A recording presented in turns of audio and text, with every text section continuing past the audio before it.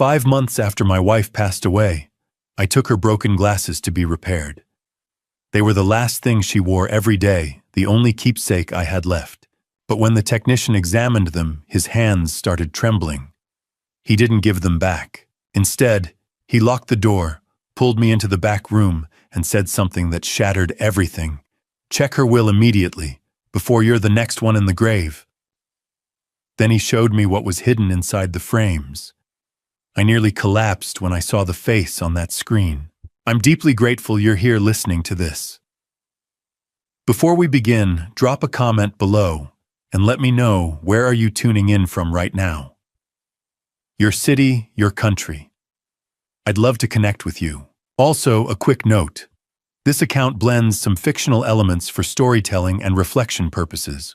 Any similarity to actual names or places is entirely unintended, but the lessons I'm sharing, those are worth your time. 5 months had passed since I lost Catherine, but her reading glasses still sat on the corner of her desk, right where she'd left them that morning.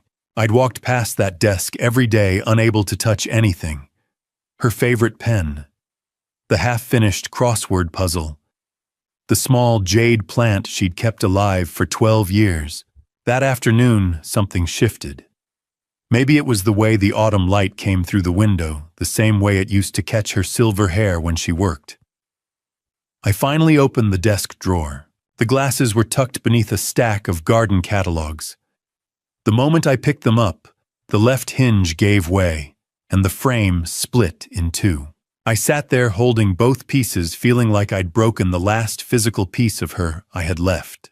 Catherine had worn these glasses every single day. She was religious about it, never left the house without them. I remembered how she'd push them up her nose when she was concentrating, how she'd take them off and clean them obsessively with that little blue cloth she kept in her pocket. I couldn't just throw them away. I wouldn't. Ballard Avenue was quiet for a weekday. The rain had let up, leaving that clean mineral smell that only comes after a Seattle downfall. I parked in front of Porter's Optical, a small shop, tucked between a Thai restaurant and a vintage bookstore. Catherine and I used to walk this street every Saturday morning. Daniel Porter had been a friend for over 20 years. We'd met on a commercial renovation project back in 2004. When he opened his optical shop a decade ago, Catherine and I had sent flowers. After she passed, he'd come to the funeral. Shaken my hand, told me to call if I needed anything. The bell above the door chimed when I walked in. Daniel looked up from behind the counter. "James." He set down the frame he'd been adjusting. "It's good to see you." I set the broken glasses on the counter between us. His expression shifted the moment he saw them. Not surprise, something closer to concern. He picked them up carefully, turning them over in his hands. He pulled a jeweler's loupe from his drawer and bent over the frame, studying the right temple. Then he stopped moving entirely. When he finally straightened up, he didn't look at me right away. He walked to the front door, flipped the sign to closed, and pulled the shade down over the glass. My stomach tightened. "Daniel, what's wrong?" He gestured toward the back room. "James, I think you need to see something, and I think you need to sit down first." I followed him past the display cases into a cluttered workshop. He cleared a space on the desk, set the glasses down under a bright lamp, and opened his laptop. He plugged a small cable into something I hadn't even noticed. A tiny port hidden along the inner arm of the frame. A file directory appeared on his screen. 3 video files, 2 audio files. All dated from April, the month Catherine passed. Daniel clicked on the first video. The footage was shaky at first, then stabilized. It took me a moment to recognize what I was seeing. Our kitchen. I could see the edge of the refrigerator, the bowl of fruit Catherine always kept on the island, the window over the sink. Then Ryan walked into frame. My son. My only son. 39 years old, a civil attorney with a corner office downtown. He was wearing the navy suit I'd bought him for his birthday last year. He moved with purpose. No hesitation. He opened the cabinet where Catherine kept her vitamins and pulled out the large bottle. From his pocket, he took out a small plastic bag. white pills inside. He unscrewed the vitamin bottle, poured the white pills in, shook it, put it back exactly where it had been. The whole thing took less than 30 seconds. Daniel's voice was quiet beside me. There's more, but I couldn't look away from the screen. Ryan was washing his hands at the sink, now drying them carefully on the dish towel. Then he walked out of frame. I heard the front door close. The timestamp in the corner read, April 14th, 7:15 a.m. Catherine collapsed at 2:47 a.m. on April 15th. I called 911. The paramedics said it looked like a stroke. She was gone before we reached the hospital. Daniel let the silence stretch. Then he said, his voice heavy with both anger and sorrow, James, Catherine came to me 3 weeks before she passed. She asked me to install this camera. She said she needed proof of something, but she wouldn't tell me what. She made me promise not to tell you unless something happened to her. He paused, his hand hovering over the mouse. See, I didn't know what she'd recorded until just now, but I know this checked the will immediately, because if he did this to her, you're next. I couldn't breathe, couldn't move, couldn't look away from the frozen image on the screen. My son's hand holding that plastic bag, pouring those pills into my wife's vitamin bottle. The glasses were still on the desk between us. I picked them up with shaking hands, turning them over, finally seeing what I'd missed. The tiny lens, the hidden port, the weight of everything Catherine had carried alone. She'd known, for weeks she'd known, and she'd left me this. Daniel clicked to the next video file, and I realized I'd been living in a lie for 5 months. Daniel didn't ask if I wanted to keep watching. He just moved the cursor to the second file and clicked. Maybe he knew that if he gave me a choice, I'd walk out of that shop and spend the rest of my life pretending I'd never seen the first video. But I couldn't leave. Not now. The screen flickered, and there was our kitchen again. Later the same morning, judging by the light coming through the window, Catherine's glasses were on the counter, now angled toward the stove. I could see her moving in and out of frame, making her usual breakfast. Oatmeal with blueberries, the same thing she'd eaten every morning for 30 years. Ryan appeared in the doorway. He was still in that navy suit, but his tie was loosened now.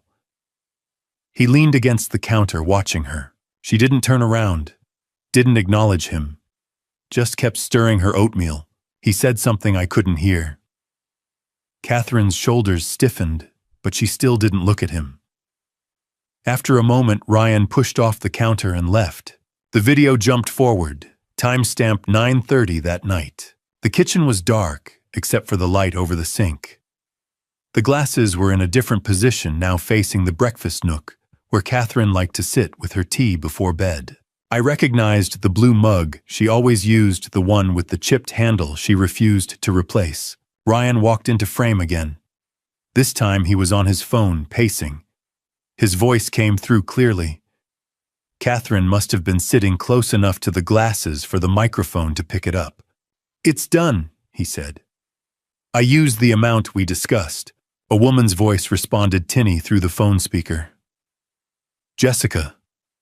I'd recognize my daughter-in-law's voice anywhere, that slight southern accent she'd never quite lost. "Are you sure it won't leave traces?" she asked. Her voice was tight, anxious. Ryan stopped pacing. "It breaks down in the body.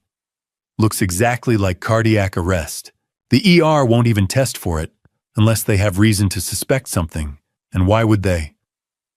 She's 62, has high blood pressure, takes medication. It'll look like a stroke. When? 24 to 48 hours. Maybe sooner, depending on how much she takes." He paused. "It'll be quick, Jess. She won't suffer." There was a long silence. Then Jessica said quietly, "This is really happening. This is the only way.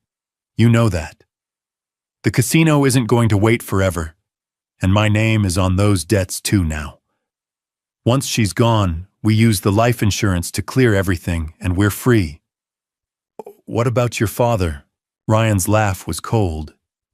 "He'll be devastated. Probably won't even think straight for months. I'll handle the estate, make sure everything's in order. He'll sign whatever I put in front of him." The call ended. Ryan stood there for a moment staring at his phone. Then he walked out of frame. The kitchen was empty again. Just Catherine's blue mug on the table, steam rising from the tea she'd never finish. I couldn't feel my hands. Couldn't feel anything, really. It was like someone had scooped out everything inside me and left just a shell sitting in that chair. Daniel reached over and paused the video. "There's one more," he said quietly. "You don't have to watch it."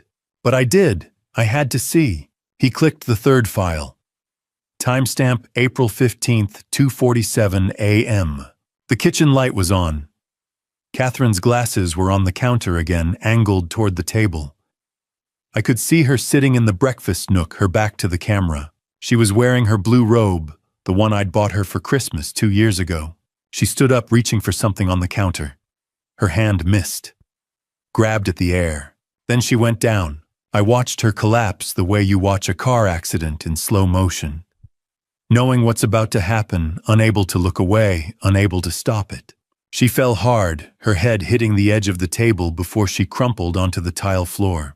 And then Ryan was there. He must have been in the hallway. He walked into frame, looked down at her, and checked his watch. He didn't kneel, didn't call out, didn't touch her. He just stood there watching his mother die on the kitchen floor, glancing at his watch every few minutes, like he was timing something. I counted. 12 minutes. 12 minutes of watching her lie there, not moving, barely breathing. 12 minutes of making sure. Finally, he pulled out his phone and dialed. His voice when he spoke was frantic, desperate. An Oscar-worthy performance. 911. "My mother. She's collapsed. I don't know what happened. Please, you have to send someone." The video ended. I sat there staring at the black screen. Daniel didn't say anything. What could he say? My son. My only son. The boy I'd taught to ride a bike, to throw a baseball, to tie a tie. The man I'd put through law school, celebrated with, at his wedding, bragged about to my friends. That man had watched his own mother take her last breaths and checked his watch to make sure she was really gone. Daniel's hand moved over the keyboard, then stopped. He pointed to something at the bottom of the screen. Another file. There's a voice memo here," he said. His voice was careful, gentle. "Recorded at 11:47 p.m. on April 14th, 3 hours before she collapsed." He looked at me. "Do you want to hear it?" I couldn't speak, could barely nod. Daniel clicked the file, and Catherine's voice filled the small room. I wasn't ready to hear her voice again. 5 months of silence, of walking past her empty chair at breakfast, of reaching for the phone before remembering she was gone. 5 months of learning how to live in a house that still smelled like her lavender hand soap. And now, here she was, speaking to me from 3 hours before she collapsed on that kitchen floor. James. Just my name. But the way she said it, soft, aching, full of something I couldn't name, made my chest tighten. Daniel sat beside me in the back room of his shop, his hand resting on the edge of the desk. He'd already seen the first video. Ryan pouring those white pills into Catherine's vitamin bottle. Now we were listening to the audio file time-stamped April 14th, 11:47 p.m., the last thing my wife recorded before she was gone. "If you're hearing this," Catherine's voice continued, trembling slightly, "then I'm not there anymore. And I'm so sorry, my love." I gripped the armrest of the chair. My knuckles turned white. "I need you to listen carefully, because I don't have much time.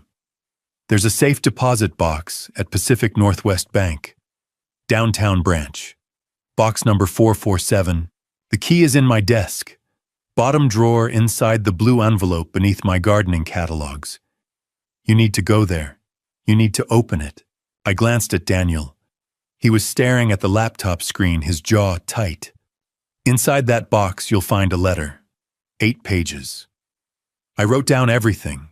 Every detail, every date, every piece of evidence I gathered. I couldn't say it all out loud, but I wrote it down for you." She paused, and I could hear the faint sound of rain against a window in the background. There's also a new will in that box. I met with Helen Patterson 2 days ago. Patterson and Marks, Pioneer Square. She notarized it. 95% of our estate goes to the Family Justice Foundation. Ryan gets $100,000. That's it. My breath caught. 100,000. Out of 2.7 million. He doesn't know about the new will, James. He thinks the old one is still in effect. He thinks he's going to inherit over $1 million when I'm gone. But he won't. Helen has the original in her office safe. Catherine's voice dropped lower, and I leaned closer to the speaker. I need you to promise me something. Promise me you won't confront him alone. Promise me you'll go to the bank first, read my letter, and then call someone. A lawyer, the police, anyone. Just don't face him by yourself, please. I closed my eyes. I love you, James. I've loved you since the day you spilled coffee on me at the university library and apologized 5 times in under a minute. I've loved you through 38 years of marriage. I love you now, even if I'm not there to say it anymore. Her voice wavered, and I heard her inhale sharply like she was trying not to cry. I wanted to tell you on our anniversary, November 3rd. I had it all planned. I was going to take you to that little restaurant on the waterfront, and after dinner I was going to show you everything. The evidence. The letter. The plan to protect you. I thought I had time. The recording went quiet for a moment. I was wrong. I thought I could handle this alone. I thought I could gather enough proof, confront him privately, and fix it before you ever had to know. But I waited too long, and now, she trailed off. Now I'm recording this at almost midnight, and I'm terrified.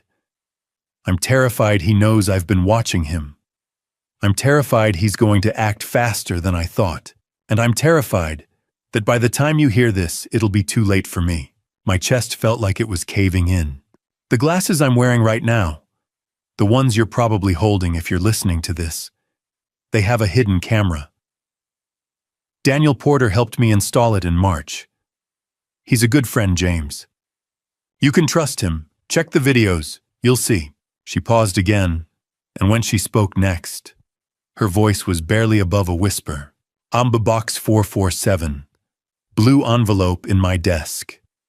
Helen Patterson, Pioneer Square. Read my letter. It has everything you need. And James, please be careful, please. Another silence, longer this time. I'm sorry I carried this alone. I just wanted you to sleep peacefully for a few more nights. I wanted to protect you from the weight of it. But I see now, I should have trusted you. I should have told you the moment I knew. Her voice broke completely. Forgive me, my love. Forgive my silence. The recording ended with a soft click. The room was utterly still. Daniel's computer hummed quietly. Outside, I could hear the distant sound of traffic on Ballard Avenue, but inside that little back room, there was only silence and the echo of Catherine's voice. Daniel finally spoke, his tone careful. James, we need to call someone. A lawyer, the police. Someone who can help. I didn't answer. I couldn't. Because all I could think about was that blue envelope, the safe deposit box, the letter Catherine had written knowing she might not live to see me read it. She'd known. For weeks she'd known our son was planning to harm her, and she'd faced it alone because she didn't want to break my heart. Daniel stood and pulled his phone from his pocket. I'm calling Margaret Thornton. She's a criminal defense attorney. Elder law, too. She'll know what to do.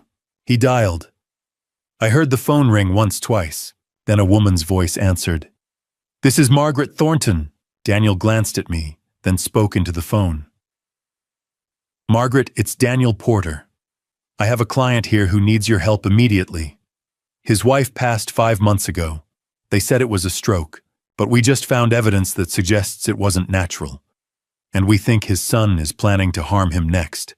There was a pause on the other end. Bring him to my office, Margaret said. Now. Margaret Thornton's office was nothing like I expected. No mahogany desk, no wall of leather-bound law books, no dramatic floor-to-ceiling windows overlooking Elliott Bay.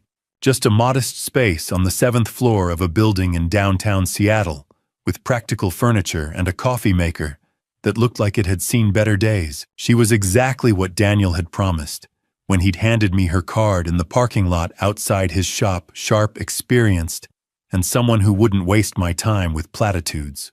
That had been 2 hours ago. 2 hours of me sitting in my car, hands shaking too hard to turn the key, trying to figure out what to do next. 2 hours of staring at my phone, knowing I should call Ryan, knowing I absolutely could not. Finally, I'd called the number on the card. Margaret had answered on the second ring and told me to come immediately. Now she sat across from me, 52 years old, with steel gray hair pulled back in a practical bun, reading glasses perched on her nose as she watched the videos on Daniel's laptop for the 3rd time. I'd driven back to get it after she'd asked to see the evidence herself. She didn't react the way Daniel had. No sharp intake of breath, no hand over her mouth. She just watched, made notes on a yellow legal pad, and occasionally paused to replay a section. When Catherine's voice memo ended, Margaret removed her glasses and set them on the desk between us. "Mr. Mitchell, I need to ask you something, and I need you to be completely honest with me." I nodded, not trusting my voice. "Have you confronted your son about any of this? Have you called him, texted him, left any indication that you know?" "No. I came straight here after leaving Daniel's shop." "Good." She tapped her pen against the legal pad. "That decision may have saved your life." The words landed like a physical blow. "Your son is a civil attorney." She continued, her tone matter of fact. "He understands the legal system. He knows how evidence works, how investigations proceed, how to cover his tracks. The moment he knows you have this footage, this recording, he will move to destroy any remaining evidence and escalate his timeline for you." "Escalate his timeline," I repeated slowly. I mean if he thinks you're a threat, he'll act faster than he planned. Your wife gave you a tremendous gift with this evidence, but it's also put you in immediate danger." She flipped to a fresh page on her legal pad. "Shakis, here's what we're going to do. 6 steps. We follow them exactly, we don't deviate, and we don't tell anyone, including your son, what we're doing until we have everything locked down. Understood?" I nodded again. Step 1. You do not confront Ryan. You don't ask him about the money, about Jessica's debt, about the videos. Nothing. If he calls you, you keep the conversation light. If he wants to meet, you're busy. If he pushes you, have the flu. Whatever it takes to buy us time without raising suspicion. She wrote, "No contact, natural excuses," in sharp capital letters. Step 2. We petition for an exhumation of your wife's body. Your wife mentioned potassium chloride in her recording. That's the substance Ryan and Jessica discussed. It's commonly used in medical settings, mimics heart attack symptoms, and most importantly, it does leave traces in tissue if we know to look for it. Heart, muscle, liver, kidneys. A good forensic pathologist can find it even months later. My stomach turned. The thought of Catherine's grave being opened, her body being examined like evidence. "I know," Margaret said quietly, reading my expression. "But it's the only way to prove this wasn't a natural passing. Without that proof, everything else is circumstantial." She continued writing. Step 3.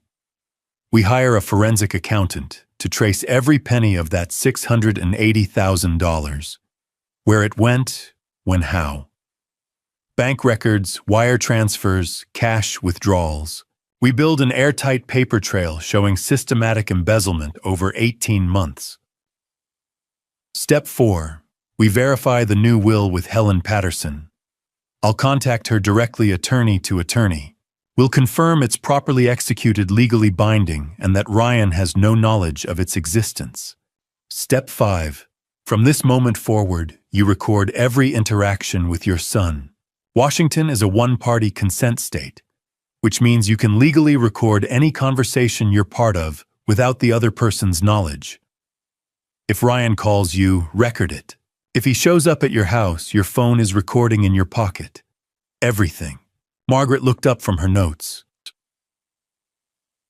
Step 6, and this is crucial. You do not sign anything Ryan puts in front of you. Power of attorney, financial documents, anything. If he asks you to sign something, you tell him you want your own lawyer to review it first. If he pushes you, cite me. Tell him I'm helping you organize Catherine's estate. Use me as a buffer. She set down her pen and leaned back in her chair. These 6 steps give us a foundation. But Mr. Mitchell, I need you to understand something. I'm an elder law attorney with criminal defense experience. I can help you navigate this, protect your assets, and build a case. But what your son did to your wife, that's homicide. We need law enforcement involved. The word hung in the air between us. Homicide. My son had committed homicide. I have a contact at Seattle PD, Margaret continued. Detective Laura Hayes, Homicide Division. She's smart, thorough, and she doesn't let cases go. But before I call her, I need your permission. Once we bring law enforcement in, there's no going back. This becomes an official investigation. Your son will likely be arrested. This will be public. Your life will never be the same. I thought about Catherine's voice on that recording. The way she'd apologized for keeping secrets. The way she'd warned me I was next. I thought about Ryan standing in our kitchen, watching his mother take her last breaths, checking his watch. Call her, I said. Call Detective Hayes. Margaret picked up her phone, but before she dialed, she looked at me one more time. James, your son, is a civil attorney. He knows how to manipulate the system, how to make himself look sympathetic, how to cast doubt. We need to be smarter than him, faster than him, and we need to be absolutely certain of every move we make. She pressed a number on speed dial. And we need Detective Laura Hayes from Seattle PD Homicide to make sure he doesn't get away with this. The phone rang once, twice. Then a woman's voice answered, and Margaret said something I'll never forget. Laura, I have a client whose son poisoned his mother and is planning to do the same to him. We have video evidence. How fast can you get to my office? I didn't sleep Tuesday night. Just stared at the ceiling, listening to every creak of the house, settling every car that passed, wondering if one of them would slow down and stop. Margaret had said Detective Hayes would need 24 hours to review the evidence. 24 hours felt like an eternity when you knew your own son was planning to make your passing look like grief-driven despair. Wednesday morning, I forced myself through the motions of normalcy. Coffee, shower, get dressed. Act like a man who doesn't know his only child wants him gone. The note was waiting when I walked out to my car. A single piece of paper folded once tucked under the driver's side windshield wiper. My hands were shaking before I even opened it. The handwriting was unfamiliar. Neat, feminine, urgent. He knows, run. That was it. 4 words. No signature, no explanation. I looked around the parking area. My neighborhood was quiet at 8 in the morning. Most people already at work, a few retirees walking dogs in the distance. No one paying attention to me. But someone had been here. Someone knew what Ryan was planning. Someone was trying to help me, or someone was trying to scare me into making a mistake. I got in the car, locked the doors, and sat there with the note in my lap, my heart hammering. Margaret's voice echoed from yesterday, your son will move to destroy evidence and escalate his timeline. If he knows I have the footage. I drove home faster than I should have, nearly running a red light on Ballard Avenue. Inside, I went straight to my home office and pulled out the filing cabinet, where Catherine and I had always kept important documents. I found it in the life insurance folder tucked behind our legitimate policies. A policy I'd never seen before. Pacific Mutual Life Insurance, $1.5 million. Issue date March 15, 2024. Insured James Robert Mitchell. Beneficiary Ryan Thomas Mitchell. My signature at the bottom. Except I'd never signed this. Never even heard of Pacific Mutual. The signature was close. Someone had practiced. but the capital M in Mitchell was wrong. Too loopy. I always made mine angular a habit from years of architectural drafting. My phone rang and I nearly dropped the policy. Ryan's name on the screen. I answered on the fourth ring, trying to keep my voice steady. "Hey, buddy." "Dad. Finally. I've been trying to reach you since yesterday. Sorry, I've been busy, dealing with some of your mom's things." A pause. "Actually, that's why I'm calling. I think it's time we get your affairs in order too. Power of attorney, making sure I can access accounts if something happens. You're 64 now, Dad. We need to think about these things." My grip tightened on the phone. He was good. His voice was concerned, caring. The perfect, dutiful son. "I appreciate that, Ryan, but I'm not ready to think about that yet." "Dad, it's not about being ready. It's about being prepared. Mom's passing showed us how quickly things can happen. I don't want to be scrambling if you have a health emergency. I'll think about it. I'm coming over tonight. We'll go through the paperwork together. Just a few signatures." "Tonight's not good. Dad." His tone shifted slightly, harder. "Mom would want you to do this. She'd want you to trust me. I'm your only son. Who else is going to take care of things if something happens to you?" There it was. The guilt. The manipulation. The same tactics he'd probably used on Catherine. I said, "I'll think about it, Ryan." "Fine, but I'm stopping by anyway. Around 7. We need to talk." He hung up before I could respond. I sat there staring at the fake insurance policy.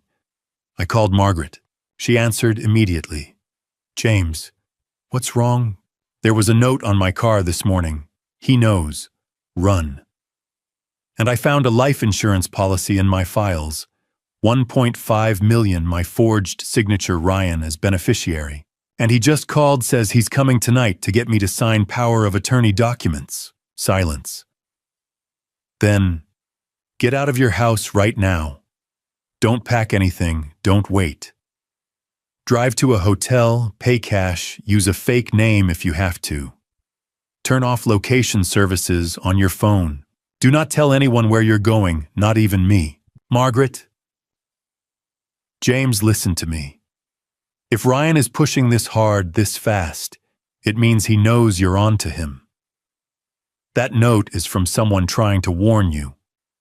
We don't have 24 hours anymore. We might not even have 24 minutes.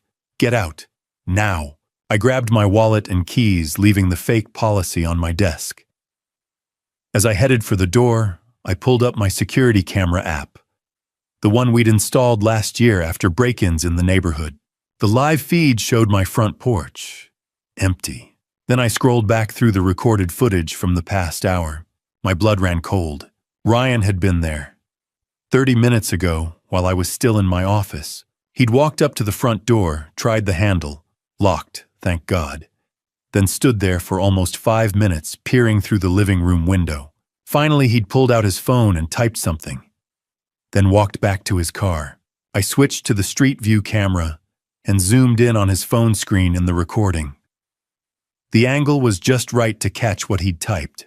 A text message. "He's not home. We need to move faster." I watched him send it. Watched him look back at my house one more time. Watched him drive away. My son had come to my house to find me, to corner me, to make me sign documents that would give him access to everything, or maybe to do something worse. I grabbed my jacket and ran for my car, the warning note still crumpled in my pocket. He knows, run.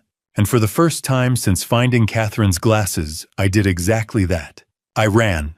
I'd spent Wednesday night in a budget motel off Highway 99 paid cash under the name Robert Anderson and kept my phone turned off except to check messages every hour.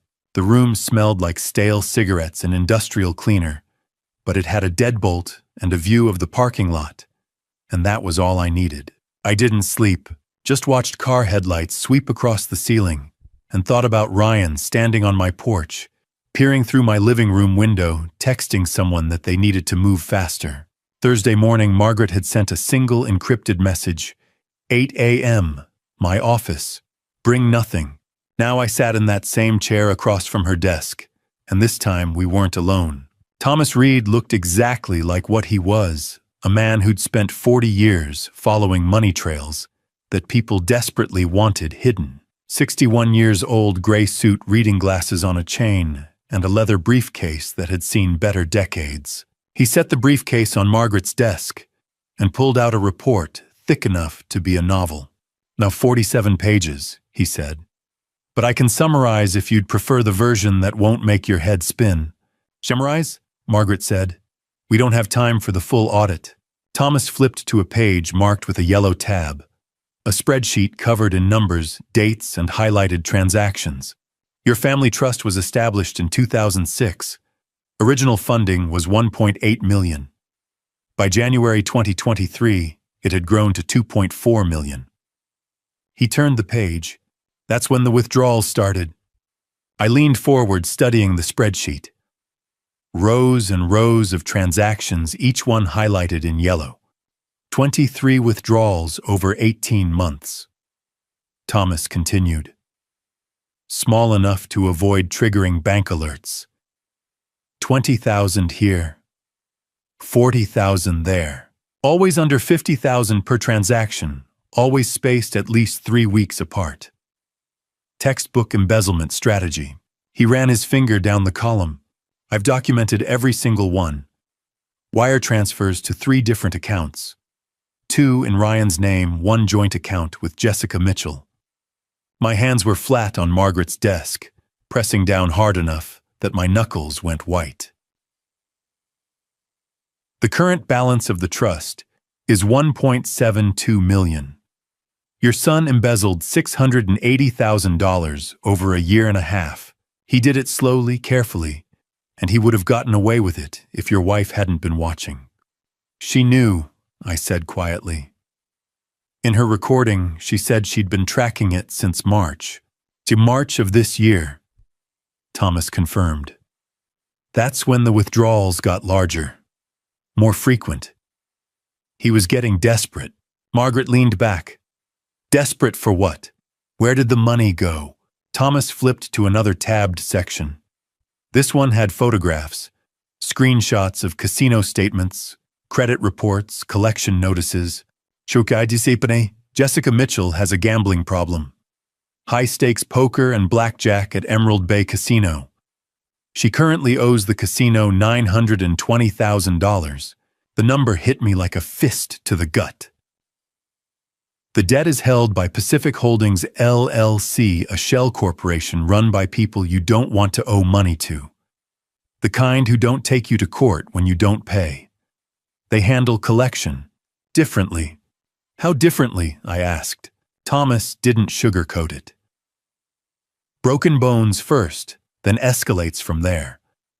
Jessica took out the loans starting in early 2022. By January 2023, she couldn't make the interest payments. The casino gave her a deadline, December 31st, 2024. Pay in full or face consequences. So Ryan started stealing from the trust, Margaret said. He started stealing, Thomas confirmed. But $680,000 doesn't cover $920,000. He was still short by $240,000. The life insurance, I said. Catherine's life insurance. Thomas nodded. Your wife had a $500,000 policy through her employer. Ryan was the secondary beneficiary after you. If something happened to her, and then something happened to you, shortly after he'd have access to that payout, plus whatever remained in the trust, plus your personal assets. More than enough to clear Jessica's debt and start overs. The pieces were falling into place with horrible clarity. Ryan had been planning this for over a year, and when stealing wasn't enough, he decided to make sure Catherine and I wouldn't be around to notice the missing money. There's one more thing, Thomas said. He pulled out his phone. I did some additional research into Jessica's gambling addiction. She's been attending Gamblers Anonymous meetings for about 8 months. I found her sponsor. Woman named Allison Ward, 38, works as a paralegal downtown. She's willing to talk to you. Margaret straightened. Willing to testify? Potentially. She's scared, but she's also angry about what Ryan convinced Jessica to do. I gave her your number. She said she'd reach out directly. As if on cue, my phone buzzed in my pocket. I turned it back on during the drive to Margaret's office. Unknown number. I opened it. Mr. Mitchell, this is Allison Ward. I was Jessica's sponsor at GA. I left that note on your car Wednesday morning. Jessica told me things she shouldn't have. Ryan hired someone to tamper with your car brakes, make it look like an accident. She was supposed to keep quiet, but she broke down in our last meeting, said she couldn't live with another person's life on her conscience. You need protection immediately. The man Ryan hired is a professional. His name is Marcus Cole. Please be careful. I read the message twice, then handed the phone to Margaret. Her expression went cold. Your car. Where is it? Still at my house. I took a rideshare to the motel. I don't go near it. Margaret was already dialing. Laura, we have a new problem. The son hired someone to cut the brake lines. We need the car impounded and examined, and we need protection on my client right now. Thomas began packing up his report, but he paused and looked at me. Mr. Mitchell, I've been doing this work for 30 years. I've seen people steal from their businesses, their partners, their parents. But I've never seen someone steal from their family and then systematically plan to end their lives to cover it up. Your son isn't just a thief. He's something much worse. I didn't respond. Couldn't. Because I was thinking about Catherine's voice on that recording about how she'd said Ryan was desperate. She'd been right. And desperate people don't stop until they get what they need, or until someone stops them. Volunteer Park in the afternoon was the kind of peaceful that felt wrong when your son was planning to tamper with your brakes. Families walked dogs. Joggers passed by with their headphones in. A group of teenagers skateboarded near the conservatory. I sat at an outside table at the small cafe near the water tower, nursing a coffee I hadn't touched, watching every person who walked up the path. Margaret had insisted I take a rideshare here and sit where I could see all the approaches. She arrived 10 minutes late, scanning the area. 38 years old, dressed in business casual, like she'd come straight from work. Dark hair, pulled back minimal makeup, and the kind of tired eyes that came from carrying other people's secrets. She carried a brown leather messenger bag. When she spotted me, she hesitated, then walked over and sat down without shaking hands. Mr. Mitchell, thank you for meeting me. She glanced around again. I shouldn't be here. If Ryan finds out I talked to you, or if Jessica finds out I warned you, they won't, I promise. Allison didn't look convinced, but she opened her messenger bag and pulled out a small USB drive, setting it on the table between us. Jessica came to her first Gamblers Anonymous meeting 8 months ago. She'd hit rock bottom, $920,000 in debt to people who don't forgive debts. She was terrified. That's when I became her sponsor. She wrapped her hands around the coffee cup I'd bought for her. So, 3 weeks ago, she broke down completely, said she couldn't do it anymore, couldn't live with what Ryan was planning. She told you about my wife. Allison nodded. She told me Ryan had used something to make it look like your wife had a stroke, said he'd been planning it for months, and then she told me about you. My coffee cup was cold in my hands. She said Ryan had hired someone, a professional, someone who specializes in making problems disappear. She gave me a name, Marcus Cole. 45 years old, has a record in Oregon. He's what they call a cleaner, someone who handles situations that need to look like accidents. How much did Ryan pay him? $50,000, half up front, half when the job is done. $50,000 to end my life. Jessica told me the plan. Allison continued. Marcus was supposed to cut your brake lines, make it look like mechanical failure. Ryan knew your routine, that you drive Highway 99 every morning. Lots of traffic, steep grades, plenty of opportunities for a crash. She pushed the USB drive closer to me. I couldn't let it happen. I've been a sponsor for 3 years, worked with dozens of people trying to rebuild their lives. But I've never had someone confess to conspiracy and taking a life. I couldn't go to the police directly. Jessica would know it was me. But I couldn't just do nothing. So you left the warning note.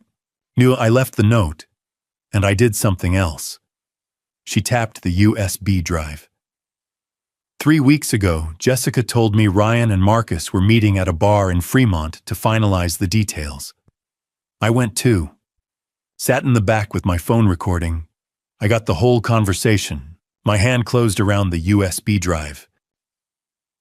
You need to understand something. These aren't good people. Marcus Cole isn't some amateur. He's done this before. And Ryan talked about you the way someone talks about a business transaction. No emotion, no hesitation, just logistics. Can I listen to it? Allison pulled out her phone and a small portable speaker from her bag. I made a copy. Better you hear it now so you know what you're dealing with. She plugged in the speaker and pressed play. The audio quality was decent despite the background noise. Then Ryan's voice cut through. So we're clear on the approach? A deeper voice responded. Marcus. Brake lines. Cut them about 70%, leave enough that he can drive a few miles before they fail completely. Makes it look like gradual wear, not sabotage. Timeline. I can do it in under 5 minutes if I have access to the vehicle. He parks in his driveway, usually gone for his morning walk around 7. More than enough time. Make it look like an accident. He's 64 drives Highway 99 every morning. Anyone investigates, they'll see an old man who didn't maintain his vehicle properly. Marcus's laugh was cold. Old man on a steep grade with no brakes. Clean as it gets. When's the timeline? Before Thanksgiving. I need access to his accounts by December. The casino deadline is December 31st. And if something happens before I can finish the job, then I'll handle it myself. But I'd prefer to stay clean. That's what I'm paying you for. A pause. Then Ryan's voice again, quieter, but still audible. Once both of them are gone, we're set for life. The trust, the life insurance, his personal assets. Everything. We clear Jessica's debt and we disappear for a while. Maybe Europe. The recording ended. I sat there staring at the speaker, unable to move. That was my son's voice. Planning my end the way someone might plan a vacation. Allison turned off the speaker and packed it away, giving me a moment. So Jessica is terrified, she finally said. She's hiding now. Motel 6 in Tacoma, room 214. Hasn't contacted Ryan in 2 days. He's been calling her non-stop. Will she testify? I don't know. She's scared of Ryan, scared of the casino, scared of going to prison. But she's also eaten up with guilt about your wife. Allison met my eyes. Mr. Mitchell, I left you that warning because I couldn't live with staying silent. I'm giving you this recording because you deserve to know exactly what your son is capable of. But if you use this, Jessica might run. And if Ryan finds out she talked or that I helped you, I picked up the USB drive and put it in my pocket. I have a detective I trust. She'll protect Jessica. And you. Will she? Because Marcus Cole is still out there, and Ryan still needs you gone. She stood up, shouldering her bag. Be careful, Mr. Mitchell. Your son talked about you like you were already in the ground. And people who talk like that don't usually change their minds. She walked away, disappearing into the afternoon crowd. I sat there alone, the USB drive heavy in my pocket. Ryan's voice still echoing in my head. Once both of them are gone, we're set for life. Not if I had anything to say about it. By the time I made it back to Margaret's office, the sun was starting to sink behind the downtown buildings, casting long shadows across 2nd Avenue. I'd taken 3 different ride shares to get there, changing drivers twice, watching every car behind me. The USB drive felt like it weighed 10 pounds in my pocket. Detective Laura Hayes was already waiting when I walked in. She stood by the window with her arms crossed, 45 years old, with the kind of presence that came from 2 decades working homicide. Short dark hair streaked with gray, no-nonsense pantsuit, and eyes that had seen everything. She didn't waste time on introductions. You have the recording. I handed her the USB drive. Margaret had already set up her laptop with external speakers, and Hayes plugged it in without sitting down. We listened to it again. Ryan's voice. Marcus's voice. The clinical discussion of break lines and timelines and making my passing look like mechanical failure. Once both of them are gone, we're set for life. When it ended, Hayes ejected the USB and held it up to the light. "This is admissible," she said finally. "Audio quality as decent, context is clear. Your source willing to testify about how she obtained it." "She's scared," I said. "But yes." Hayes nodded, then pulled out her phone. "Marcus Cole, 45. I ran him through the system after Margaret called me earlier. He's got 2 priors in Oregon, 1 assault, 1 tampering. Neither stuck. Witnesses recanted and the first case evidence disappeared in the second. Classic. Classic what? So classic professional. The kind who knows how to make problems go away without leaving fingerprints. If your son hired Marcus Cole, he didn't pick an amateur." She sat down across from me, her expression serious. "I've been a homicide detective for 19 years. I've worked cases where family members took each other's lives over money, over property, over petty grudges. But this is premeditated, calculated, and ongoing. Your son didn't just plan your wife's passing. He's planning yours. And he hired someone to do it for him." Margaret leaned forward. "What do we need to proceed?" "We need to prove Catherine Mitchell's passing wasn't natural.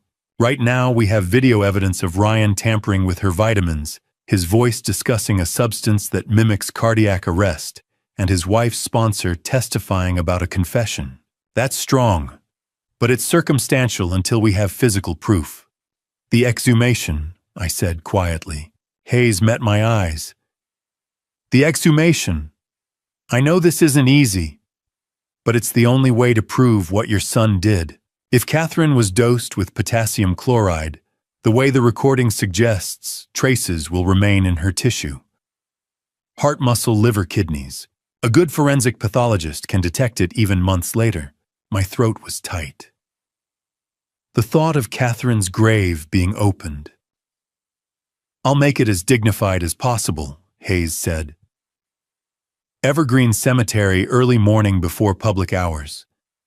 Just the pathologist, myself, and the necessary technicians. You don't have to be there." "When?"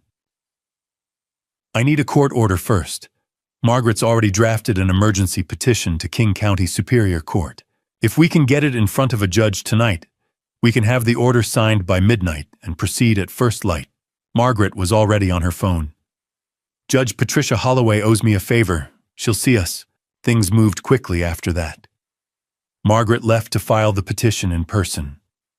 Hayes made a series of calls, to the medical examiner's office, to Evergreen Cemetery, to her captain at Seattle PD. I sat in Margaret's office and tried not to think about what Friday morning would look like.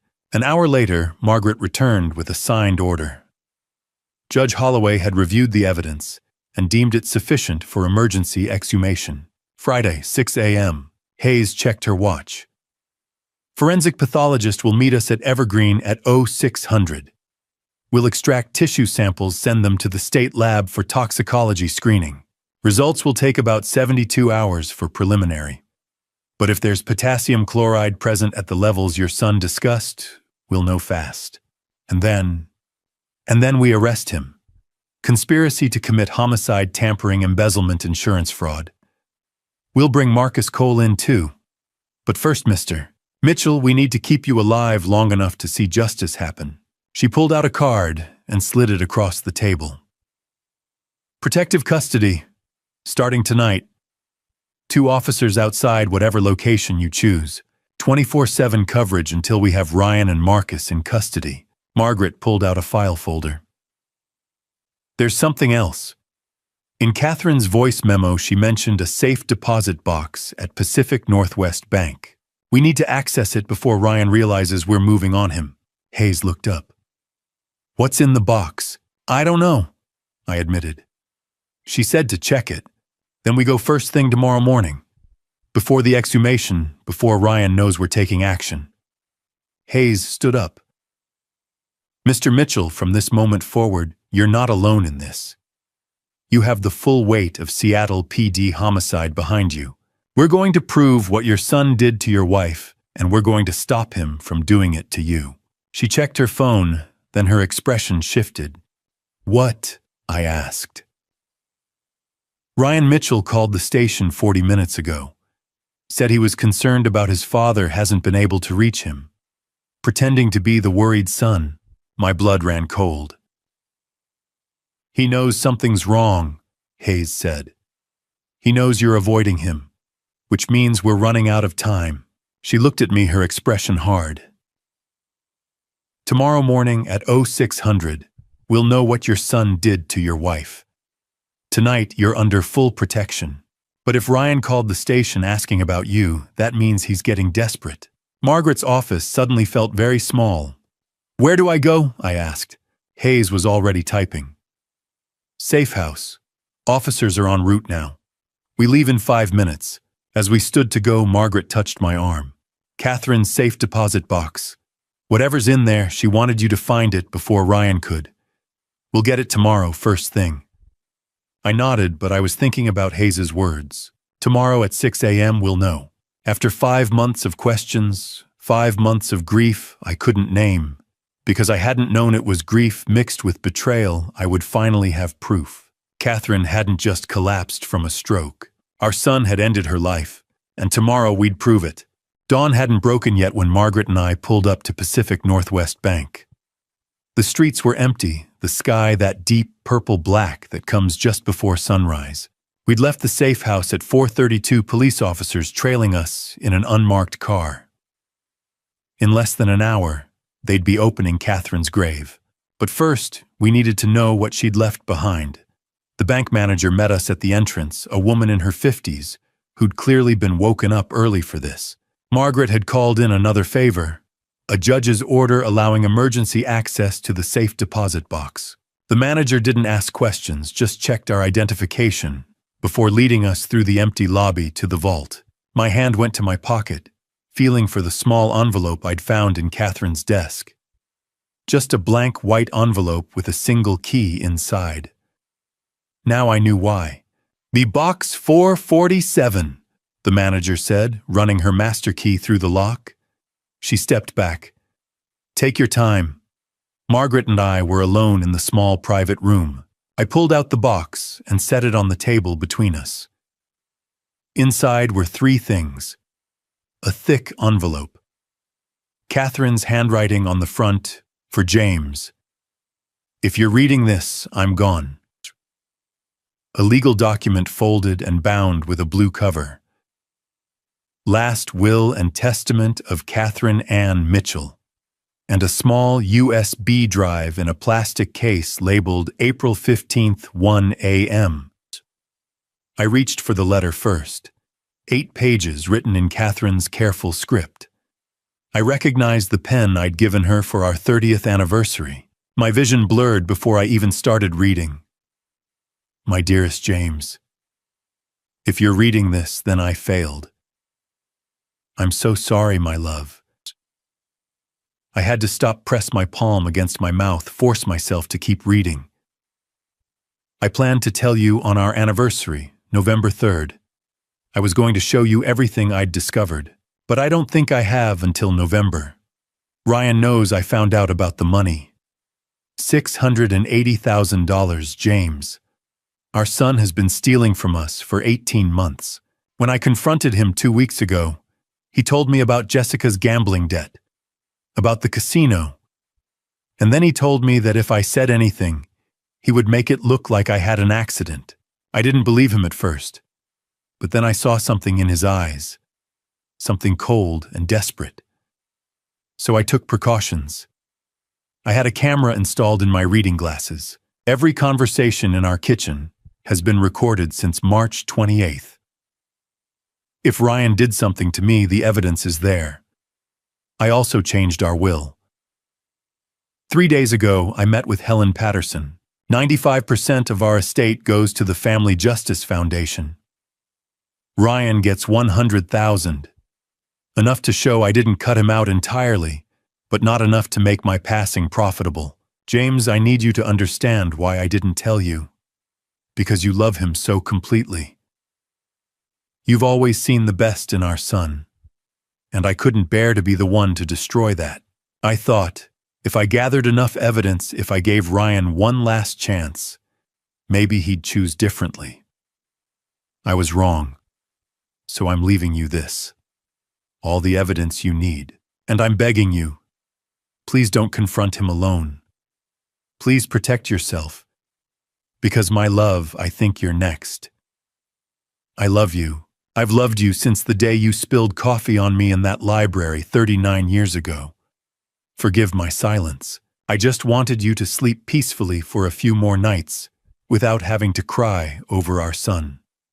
All my love, always and forever, Catherine. April 14th, 2024, 11:30 p.m. 3 hours later, she'd collapsed on our kitchen floor. I couldn't speak, just sat there holding those 8 pages. Margaret reached for the will. The legal document was straightforward, dated April 12th, 2024. 95% to the Family Justice Foundation, 5% to Ryan. With the hope that he will use these funds to address the debts that have caused him such distress. Even in her final legal document, Catherine had tried to save him. Margaret picked up the USB drive. We should see what's on this. She plugged it into her laptop. One audio file, timestamped 1:04 a.m. April 15th, 2024. Ryan's voice came through clearly. It's done. She took the vitamins around 11. Should be feeling the effects any time now. Jessica's voice, tearful. What if someone figures it out? They won't. It'll look like a stroke. And even if they do run tests, potassium chloride breaks down. It's hard to detect unless someone specifically tests for it. What about the will, already handled? Tomorrow after the funeral home picks her up, I'll go through her desk. I'll make sure the old will is the only one anyone finds. James will want to see it. Dad will be a mess. Trust me. And by the time he asks about paperwork, it'll be too late. The estate will be settled, and we'll be clear. A pause. Then Jessica quietly, I can't believe we're doing this. We don't have a choice. And Dad, he's got to go too, eventually. The life insurance, the trust. Once both of them are gone, we're set for life. The recording ended. Margaret ejected the USB. He swapped the wills. He thought this copy didn't exist. He thought her passing erased everything she'd done to protect you. I was still holding Catherine's letter. Forgive my silence. I just wanted you to sleep peacefully a few more nights without crying over our son. She knew, I whispered. She knew he was going to do it, and she still tried to save him. Margaret carefully packed everything back. Catherine built you a roadmap. Everything you need to prove what Ryan did to stop him, to make sure her real wishes were honored. I checked my watch, 5:45. In 15 minutes, they'd be opening her grave. Margaret put her hand on my shoulder. She loved you very much. She died alone on our kitchen floor, and I was asleep upstairs. She made sure you'd know eventually. She made sure Ryan wouldn't get away with it. We walked out into the pre-dawn darkness. The police escort was waiting.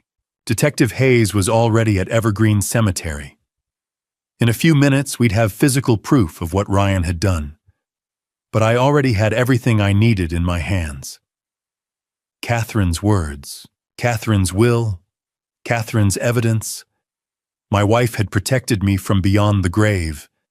Now it was time to make sure she didn't do it in vain. The sun broke over the horizon as the forensic team set up their equipment around Catherine's grave. Evergreen Cemetery was quiet at 6 in the morning. Just the sound of birds waking and the careful, methodical work of professionals who understood the weight of what they were doing. I stood 30 feet back, with Margaret holding the leather folder that contained Catherine's letter and will. Detective Hayes had positioned herself between us and the excavation site. I didn't want to watch, but I couldn't look away. The forensic pathologist had explained the process before they started. Careful excavation, respectful handling, tissue samples from the heart, liver, and kidneys. Catherine's body would be treated with dignity, then returned to rest within hours. It didn't make it any easier to watch them begin. Hayes's phone rang at 6:12. She stepped away to answer it, her expression shifting from professional calm to sharp alertness. When she walked back, her jaw was tight. "We have a problem. Your son is at the precinct." My stomach dropped. "What?" "He filed a missing person report at 5:30 this morning. Claims you've been missing for 48 hours, that you're showing signs of cognitive decline and may be a danger to yourself. He brought a psychiatrist with him and is demanding an emergency psychiatric evaluation." Margaret's expression went cold. "He's trying to have James declared incompetent. That's exactly what he's trying to do." Hayes looked at me. "If he can get a doctor to sign off that you're mentally unfit, he can petition for emergency conservatorship. Control your finances, your medical decisions, everything. Can he do that? Not if we move fast." Hayes was already walking toward her car. "We need to get to the station now." We drove to the precinct in 15 minutes that felt like an hour. The Seattle Police Department downtown precinct was just starting its morning shift change when we pulled in. Hayes led us through a side entrance to a conference room on the second floor. Ryan was there with a man I didn't recognize. Late 40s, expensive suit, wire-rimmed glasses. The psychiatrist. They both stood when we entered. Ryan's face was a perfect mask of concern. "Dad, thank God. We've been so worried. You haven't answered your phone in 2 days. Cut it," Hayes said flatly. "Save the performance for someone who doesn't have video evidence of you discussing your father's brake lines." Ryan's expression flickered, just for a second. Then the concern was back. "Detective, I don't know what you think you have, but my father is clearly not well. He's been exhibiting signs of paranoia, possibly early-stage dementia." The psychiatrist stepped forward. "Dr. Nathan Pierce. I've known the Mitchell family for several years. Ryan called me this morning concerned about his father's mental state. I'm here to conduct a voluntary evaluation." "There's nothing voluntary about this," Margaret cut in. "My client is under protective custody of the Seattle Police Department following credible threats to his life. This is a coordinated effort to have his father declared incompetent so he can seize control of financial assets. I'm refusing any psychiatric evaluation," I said, my voice steady. Ryan took a step toward me. "Dad, please. I'm just trying to help. You haven't been yourself since Mom passed." I reached into the leather folder and pulled out Catherine's letter. 8 pages in her handwriting. "Your mother wrote this the night you ended her life. April 14th, 11:30 p.m. 3 hours before she collapsed. Want me to read it to everyone here? The part where she says you threatened her, or the part where she warns me that you're planning to do the same thing to me?" Ryan went very still. I set the letter down and pulled out the will. "Or maybe we should discuss the will you tried to hide. The one where your mother left 95% of our estate to charity. The will you thought you destroyed." Dr. Pierce was looking between Ryan and me, confused. "Ryan, what is he talking about? Or?" Hayes said, pulling out her phone. "We could play the recording of you and Marcus Cole discussing how to cut Mr. Mitchell's brake lines. That one's particularly compelling." Ryan's mask finally slipped. His face went blank, calculating. "I want my attorney." "You're going to need one," Hayes said. She turned to Dr. Pierce. "Doctor, how much did Ryan pay you to come here this morning?" Dr. Pierce stiffened. The silence stretched. Finally, $15,000. Why did you write a psychiatric evaluation before you ever saw my client? No. Another pause. Ryan provided me with background information. I drafted a preliminary assessment based on that information, yes. Nihon. An assessment declaring James Mitchell mentally incompetent. A recommendation for emergency conservatorship pending full evaluation. Hayes looked at her officers. Detain Dr. Pierce for questioning. Potential conspiracy fraud, false medical documentation. Ryan watched his friend being led away, then turned back to us. His expression was cold, now the mask completely gone. You can't prove anything. We're exhuming your mother's body right now, Hayes said. By this afternoon, we'll have tissue samples. By Monday, we'll have toxicology results showing exactly what you put in her vitamins. It's over, Ryan. For a long moment, Ryan just stared at me. Then he said very quietly, "You're really going to do this. You're going to destroy your own son." "And you destroyed yourself," I said. "The day you put that substance in your mother's vitamins." Ryan turned and walked out without another word. Hayes made a call instructing officers to follow him. I sank into a chair, suddenly exhausted. Margaret's phone buzzed. She glanced at the screen, then her face went pale. It's a text, from a number I don't recognize. She showed me the screen. "This is Jessica Mitchell. Marcus is coming to the motel tonight. Ryan told him I'm a liability. He's going to make it look like I ended my own life from guilt. I can't run anymore. Please help me." Hayes read it over my shoulder, then swore under her breath. "Motel 6, Tacoma room 214. "How fast can we get there?" Margaret asked. Hayes was already moving. 45 minutes if we push it. Or Ryan panicked and told Marcus to move faster, I said. If he's desperate enough to try the psychiatric trap, he's desperate enough to eliminate anyone who can testify against him. Hayes pulled out her radio. "I'll get Tacoma PD to do a welfare check. We bring Jessica in, put her in protective custody, and wait for the toxicology results. Then we arrest Ryan and Marcus simultaneously." We left the precinct as the morning sun climbed higher. Somewhere in Evergreen Cemetery, they were collecting evidence from Catherine's body. Somewhere in Tacoma, Jessica was hiding. And somewhere Ryan and Marcus were regrouping. But for the first time in days, I felt like we were a step ahead. Catherine had given us the roadmap. Now we just had to follow it to the end. By 6 that evening, Jessica Mitchell was sitting in a witness protection safe house on the north side of Seattle, wrapped in a blanket, despite the room being warm, shaking like she'd never stop. Hayes and her tactical team had pulled Jessica out of the Tacoma motel at noon. They'd moved her through the back, into an unmarked van, and straight to a secure location where Ryan and Marcus couldn't reach her. Now she sat across from me in a small conference room. Margaret on one side, Hayes on the other, and 2 officers stationed outside the door. She looked nothing like the woman I'd met at Ryan's wedding 5 years ago. The Jessica had been confident, charming, always laughing. This Jessica was hollowed out, her eyes red from crying. "I'm sorry," she said for the 5th time. "I'm so sorry about Catherine. I never thought he'd actually do it. I thought he was just venting, trying to scare me into finding another way to handle the debt." Margaret's voice was measured.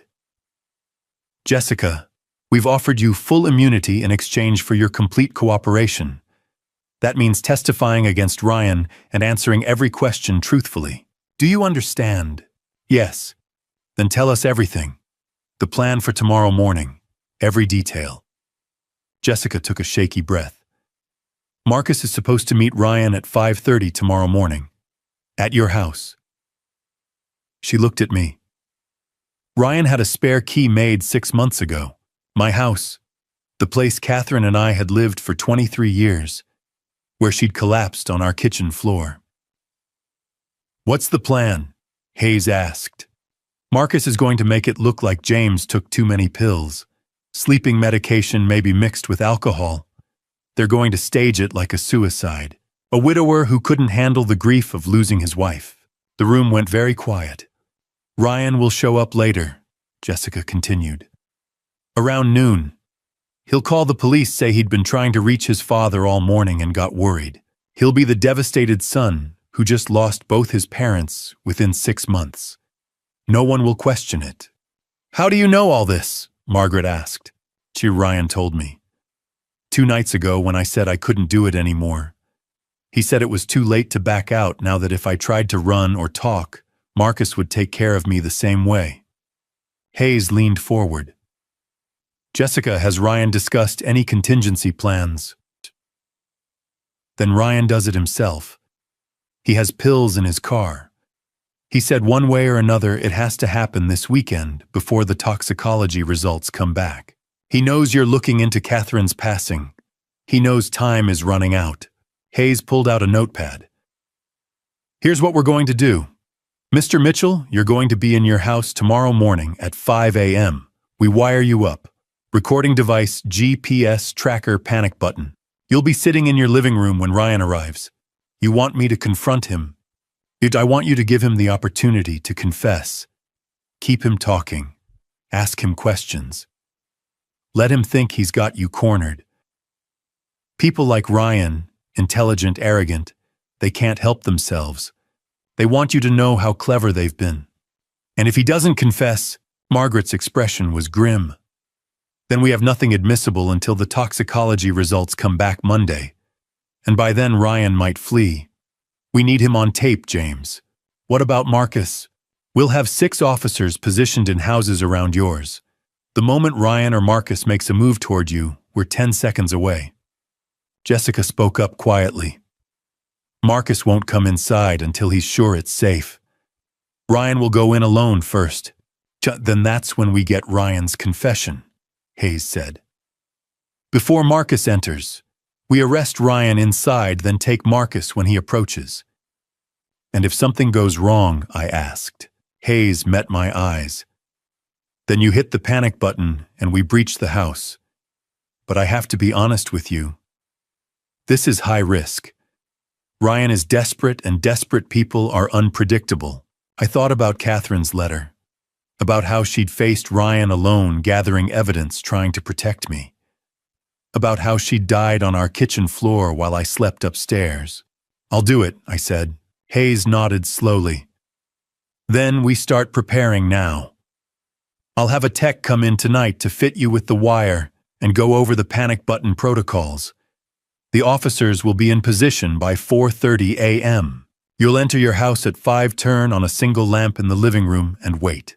And I just talk to him. You talk to him. You listen. You let him tell you what he did. And you stay calm no matter what he says. The rest of the evening was a blur of preparation. A tech fitted me with a wire so small I could barely feel it tucked into my collar. The GPS tracker went into my shoe. The panic button looked like a car key fob. 3 clicks, the tech explained. Click 3 times fast, and every officer knows you need immediate extraction. I tried to sleep, but couldn't. Just lay in the spare bed at the safe house, staring at the ceiling, thinking about tomorrow. At 4:30 a.m., Hayes drove me home. The street was dark, quiet. My neighbors' houses looked ordinary, but I knew 6 officers were inside watching, waiting. Hayes pulled up 2 houses down. You walk from here. Go in through the front door like normal. 1 lamp in the living room. Sit where we can see you through the window. And James, whatever happens, we're right there. You're not alone. I walked to my house in the pre-dawn darkness. Used my key. Stepped inside. Everything was exactly as I'd left it days ago. Catherine's reading glasses still on her desk. The coffee mug I'd forgotten to wash. The house where we'd built a life, raised a son, grown old together. The house where that son had ended her life. I turned on the lamp by the couch. Sat down in the chair facing the window. Checked the wire, the GPS, the panic button. 5 a.m. The house was completely silent, except for the clock ticking in the kitchen. I waited. 5:15, 5:30, 5:45. At 5:52, I heard it. The sound of a key sliding into the lock. The front door opened slowly, carefully. Ryan stepped inside, silhouetted against the early morning light. He was carrying a black duffel bag. Our eyes met across the dark living room, and for the first time since this nightmare started, I was face to face with my son. Ryan closed the door behind him and flipped the light switch. The sudden brightness made me blink, but I didn't move from my seat on the couch. For a moment, he just stared at me. Then his face arranged itself into an expression of relief that might have fooled me a week ago. Dad, I was so worried. You haven't been answering your phone. I stayed exactly where I was. My hand in my pocket wrapped around the panic button. The wire under my collar was recording every word. Through the window, I could see faint movement in the Hendersons' house. Hayes and her team watching. I know about the $680,000, Ryan. I know about Jessica's debt. I know about Marcus. The relief on his face evaporated. He stood very still. Then he laughed. A cold, empty sound. So who told you, Allison, or did Jessica finally crack? He shook his head. Doesn't matter. You're here. That's what matters. He knelt down and unzipped the black duffel bag slowly. When he looked back up at me, the mask was completely gone. Do you want to see what I brought? He started pulling items out one by one, setting them on the coffee table. A bottle of sleeping pills. Prescription label torn off. A syringe still in its sterile packaging. A coil of rope. Latex gloves. A bottle of whiskey. This is what grief looks like, Dad. A 64-year-old widower who couldn't handle losing his wife. Too many pills, maybe some alcohol. You leave a note. I already wrote it in your handwriting. Says you can't live without Mom. Very touching. I couldn't speak. This was the boy I'd taught to ride a bike. My only son. You look shocked, Ryan said, pulling on the latex gloves. You shouldn't be. You're the one who started investigating. You couldn't just accept that Mom had a stroke and move on. She didn't have a stroke. No. Ryan agreed. She didn't. Mom found out about the trust money in March. Started documenting every withdrawal. She confronted me 3 weeks before she passed. Said if I didn't put the money back, she'd cut me out of the will and go to the police. He picked up the bottle of sleeping pills. I tried to reason with her. Explained about Jessica's debt. $920,000. The casino isn't the kind of people you just say no to. So you ended your mother's life for money. Ryan's expression hardened. I saved my wife's life. And mine. Mom had her whole life already. Jessica and I had decades ahead. It was a practical decision. A practical decision. Yes. Potassium chloride. Mimics cardiac arrest perfectly. Breaks down quickly. I put it in her vitamins on the 14th. She took them that night around 11. By 3 a.m. it was done. You watched her collapse. You waited 12 minutes before calling for help. 12 minutes. I needed to make sure. That's not cruelty, Dad. That's thoroughness. My hand tightened around the panic button. Not yet. Hayes had said to let him talk. And the will. Mom drew up a new will, leaving 95% to charity. Only gave me $100,000. So the day after the funeral, while you were upstairs crying, I went through her desk, found the new will and destroyed it. Replaced it with the old one. The one that leaves me $1.5 million. Except she had another copy. In a safe deposit box. Ryan's eyes narrowed. Doesn't matter now. By the time anyone finds it, you'll be gone too, and I'll have settled the estate. He stood up, holding the bottle of pills and the syringe. You're going to take these pills. All of them. If you cooperate, it'll be painless. If you don't, I use the syringe. Either way, you'll be unconscious. Then I wait 30 minutes, come back and discover you. He took a step closer. This one's on you. You could have signed the power of attorney. Could have stayed out of it. But you had to dig. You had to find those glasses. He stopped. The glasses. Where are Mom's glasses? His eyes went wide. The camera. She hid a camera in her glasses, didn't she? I didn't answer. Of course she did. I walked past them every day for 5 months. She recorded everything. Me putting the substance in her vitamins. Me watching her on the kitchen floor. He looked at me with something that might have been respect if it wasn't so twisted. Which means you've seen the videos. Which means you're recording this conversation right now. He moved fast, grabbed my shirt collar, yanked me up. His hands found the wire, ripped it away, threw it on the floor, and stomped on it. Did you really think I wouldn't figure it out? My hand was already pressing the panic button. 3 clicks. Ryan picked up the syringe, tore open the packaging.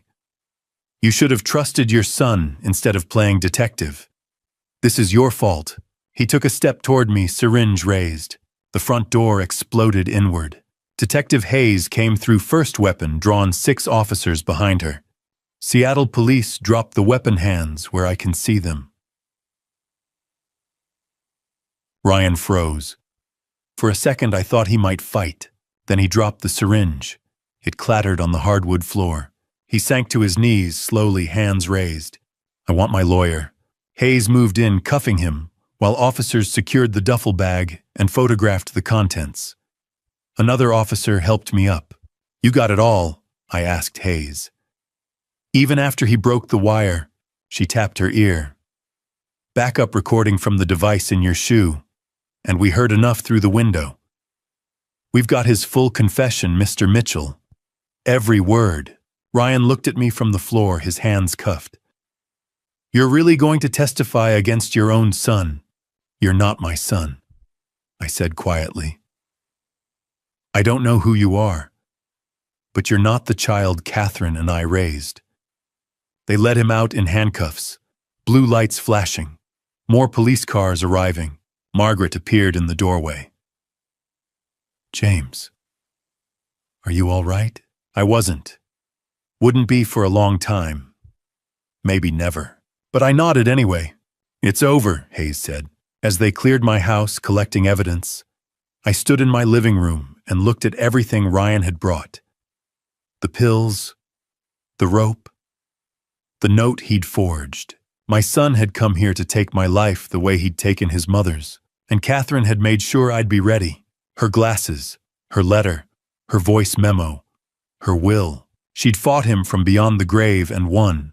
Detective Hayes stood over Ryan, her voice clear and measured as she read him his Miranda rights. Ryan knelt on my living room floor, hands cuffed behind his back, his face blank. The duffel bag and all its contents were being photographed by a crime scene tech. Do you understand these rights as I have read them to you? But I want my lawyer, Ryan said. His voice was flat, emotionless. I'm not saying another word. You've already said plenty. Hayes pulled out her phone, tapped the screen. Ryan's voice filled the room. The confession from minutes ago, crystal clear. I had no choice. The casino gave Jessica until December 31st. Hayes stopped the playback. Your confession was recorded on the backup device we installed in your father's smoke detector yesterday. Even after you destroyed the primary wire, we captured every word. I blinked. Smoke detector Hayes had kept it secret even from me insurance in case Ryan searched me and found the wire. Smart, one of the officers radioed from the back. Detective, we've got movement at the rear entrance. Hayes's hand went to her weapon. Who? Male hands raised, says he's here to surrender. Hayes moved toward the back door. I followed. The door opened slowly. A man stepped through, mid-40s, average height, wearing dark clothes. His hands were raised. Marcus Cole, he said calmly. I'm here to turn myself in. Hayes's weapon stayed trained on him. On your knees, hands behind your head. Marcus complied smoothly. I'm not armed, and I have information you're going to want. A USB drive in my left jacket pocket. Hayes nodded to an officer who retrieved the drive. They patted Marcus down. Why are you here? Hayes asked. Because I'm a professional, and professionals don't go down for amateurs. Marcus looked past Hayes to where Ryan was being held. I have recordings of every conversation with Ryan Mitchell since October 1st. 8 files. Every planning session, every payment discussion, every detail of what he wanted me to do. Hayes's eyes narrowed. The brake tampering. The brake tampering that I never actually did, Marcus corrected. When a civil attorney approaches me about making his father have an accident, I don't just take the job. I investigate, I record. I gather insurance. He smiled cold and professional. Guys like Ryan Mitchell always try to eliminate loose ends. So I took his money, $50,000 up front, and I documented everything. When it went sideways like this morning, I'd have proof I was just a contractor following orders. You were gathering evidence against your own client, Hayes said. I was covering my assets. Ryan was always going to lose. Hayes held up the USB. What's on this? 8 recordings. October 1st through yesterday. Every conversation. Ryan explaining about his mother about the potassium chloride. Ryan talking about his father about staging it as a grief-driven overdose. Ryan discussing payment schedules, $50,000 total. Marcus met Hayes's eyes. And for what it's worth, I never touched James Mitchell's car. Never cut any brake lines. I was stalling, waiting to see if Ryan would actually go through with it before I implicated myself. Hayes looked at me. Mr. Mitchell, do you know this man? Never seen him before in my life. Hayes turned back to Marcus. You're still under arrest for conspiracy. Well, I understand, but I'm willing to testify against Ryan Mitchell in exchange for a plea deal. Full cooperation. You get your homicide conviction, and I walk with reduced charges. They cuffed Marcus and led him to a separate vehicle. As they passed Ryan, Marcus looked at him with something like pity. I told you I don't work with amateurs. Another vehicle pulled up. Jessica escorted by officers. They brought her into the house, and she stood in the doorway looking at the scene. Is it over? She whispered. Hayes nodded. We need you to confirm what Marcus Cole just told us. Jessica's testimony was brief, but damning. Yes, Ryan had hired Marcus. Yes, she'd known about the plans. Yes, Ryan had said they needed both James and Catherine gone by year's end. At 7:30, Margaret's phone rang. When she came back in, she was pale. That was the forensic pathologist. Preliminary results from the exhumation. She looked at Hayes. High concentration of a toxic substance in Catherine's heart tissue. Consistent with potassium chloride. They're running comprehensive tests, but the pathologist says there's no question. This wasn't natural causes. Hayes nodded slowly. Then this is officially a homicide investigation. They loaded Ryan into a police car. Through the window, he looked at me one last time. You destroyed your only son for a dead woman, Dad. I walked closer, made sure he could hear me. You destroyed yourself the day you put that substance in your mother's vitamins. The door closed. The police car pulled away, taking my son to a place he'd probably spend the rest of his life. I stood in my front yard as the sun climbed higher. Neighbors watched from a respectful distance. For the first time in 5 months, I could breathe. Catherine had spent her final hours gathering evidence, protecting me, making sure Ryan wouldn't get away with what he'd done. She'd hidden cameras, recorded conversations, changed her will-written letters. She'd fought him every step of the way.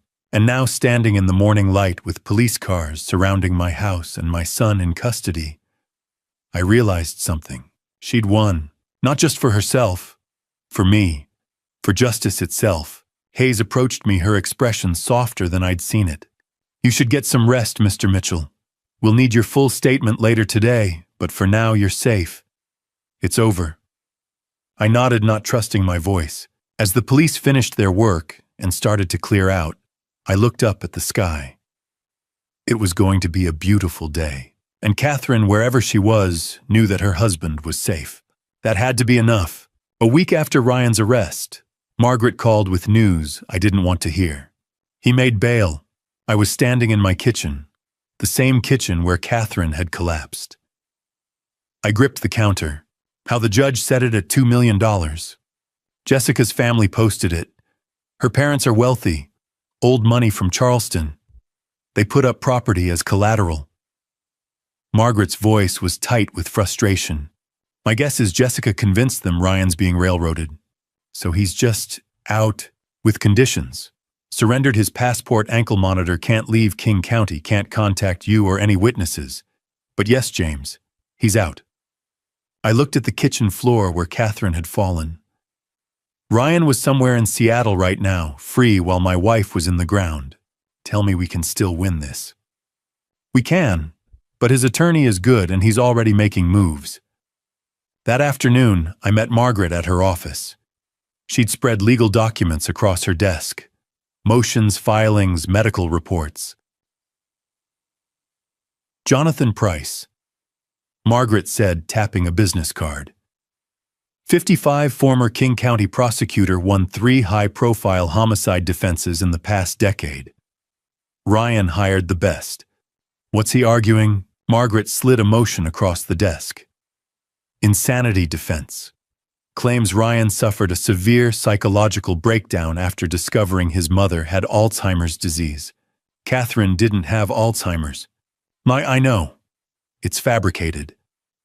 But Price is building a narrative. Devoted son learns his mother is declining, becomes mentally unstable.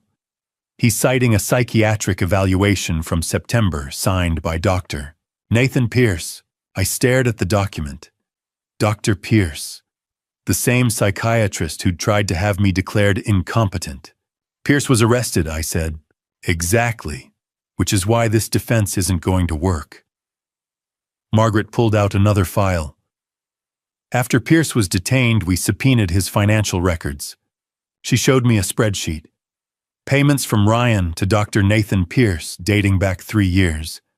$280,000 total. 9 psychiatric evaluations, Margaret said. 9 separate reports over 3 years, all documenting Ryan's supposed mental health struggles. All fake. All purchased. He was building an insanity defense for 3 years. He was building insurance. Ryan knew if he ever got caught doing something criminal, he'd need a paper trail showing mental illness. So he paid Pierce to create one. I sat back. That's not insanity. That's premeditation. Exactly. And that's what I'll argue when this goes to trial. A truly mentally ill person doesn't spend 3 years and $280,000 manufacturing evidence of their own insanity. That's what a calculating criminal does. Margaret pulled out more documents. There's more. Thomas Reed kept digging. Found an offshore account in the Cayman Islands. Ryan transferred $150,000 from your family trust to that account. He was hiding money, James. Planning long-term. Planning to eliminate you and Catherine and disappear. She spread out 5 more documents, each stamped with the King County Prosecutor's Office seal. Amanda Morrison is the prosecutor. She's filed formal charges, 5 counts. Margaret read them aloud. Count 1, homicide in the 1st degree. Life without possibility of parole. Count 2, attempted conspiracy to cause harm. 25 years. Count 3, embezzlement. 20 years. Count 4, insurance fraud. 15 years. Count 5, criminal conspiracy. 20 years. She set the documents down. If convicted on all counts, Ryan will spend the rest of his life in prison. What are his chances? Margaret didn't sugarcoat it. With the evidence we have low, we have video of him tampering with Catherine's vitamins. We have his voice discussing potassium chloride. We have Catherine's letter and voice memo. We have the exhumation results. We have Marcus Cole's recordings. We have the fake insurance policy, the fake psychiatric reports, the offshore accounts. She leaned forward. Jonathan Price is good, but he's not a magician. Ryan doesn't have a mental illness. He has a gambling wife, a mountain of debt, and a willingness to take his own parents' lives to solve his financial problems. When's the trial? Amanda's pushing for early December. Jury selection will probably start the 1st week, less than a month away. What do you need from me? Testimony. You'll be our key witness. Amanda will walk you through finding the glasses, the videos, Catherine's letter, the confrontation with Ryan. She'll need you to be clear, calm, and credible. I nodded, but my hands were shaking. James. Margaret's voice softened. Are you ready for this? Ready to sit in a courtroom and testify against your son? I thought about Catherine's letter, about how she'd spent her final hours protecting me, about how she'd gathered evidence knowing she might not survive to see justice done. I'm ready. That evening, a letter arrived at my house, hand-delivered by someone from Ryan's defense team. My name on the envelope in Ryan's handwriting. I almost threw it away, but I opened it. Dad, I'm sorry. I know those words aren't enough. I was desperate. Jessica's debt was crushing me. I never meant for things to go this far. I never wanted to hurt Mom. I never wanted to hurt you. Please, Dad, drop the charges. Talk to the prosecutor. Tell them you don't want to pursue this. I'm still your son. I made mistakes. Terrible mistakes. But I can change. I can get help. Please don't let them put me in prison for the rest of my life. Please don't throw away your only son. I love you, Dad. Ryan. I read it twice. Looked for the son I'd raised somewhere in those words. Looked for genuine remorse. All I found was manipulation. He wasn't sorry he'd taken Catherine's life. He was sorry he'd been caught. I tore the letter in half, then in half again, dropped the pieces in the trash. Margaret had asked if I was ready to testify against my son. I was, because the man who wrote that letter wasn't my son anymore. The trial would start in 3 weeks, and when it did, I'd make sure Catherine's voice was heard. Every word she'd recorded, every piece of evidence she'd gathered, every truth she'd fought to preserve. Ryan wanted mercy, but justice for Catherine mattered more. November 4th arrived cold and gray, the kind of Seattle morning where the rain held off, but the sky promised it wouldn't wait long. Margaret and I walked up the steps of the King County Superior Court together. Camera crews lined the sidewalk. This had become a media story. I kept my head down, let Margaret run interference with the reporters shouting questions. Inside the courthouse was all marble and echoes. We went through security, took the elevator to the 4th floor. Courtroom 4C. The Honorable Patricia Holloway presiding. Judge Holloway sat at the bench reviewing documents while the courtroom filled. 60 years old, gray hair pulled back in a severe bun, the kind of judge who didn't tolerate nonsense. Ryan was already there with Jonathan Price sitting at the defense table. He wore a dark suit, white shirt, conservative tie. His ankle monitor was hidden under his slacks. He glanced back when I entered. Our eyes met for half a second. Then he looked away. The jury box filled. 12 people selected over 2 days. 7 women, 5 men. A retired teacher, a software engineer, a nurse, an accountant. 12 strangers who would decide my son's fate. Judge Holloway called the court to order at 9 a.m. sharp. The People versus Ryan Thomas Mitchell. Counsel, are you ready to proceed with opening statements? Amanda Morrison stood. She'd worn navy blue today, her dark hair pulled back. Professional, serious, prepared. Your Honor, the people are ready. Amanda walked to the jury box, made eye contact with each juror before she began. This is a case about greed, about betrayal, about premeditation. Ryan Mitchell didn't just take his mother's life. He planned it for months, purchased the substance, tampered with her vitamins, watched her collapse on her kitchen floor and waited 12 minutes before calling for help. Her voice was measured, factual, devastating. But he didn't stop there. Ryan Mitchell also planned his father's end. Hired a professional, forged life insurance documents, attempted to have his father declared mentally incompetent so he could seize control of a $3.2 million estate. She let that number hang in the air.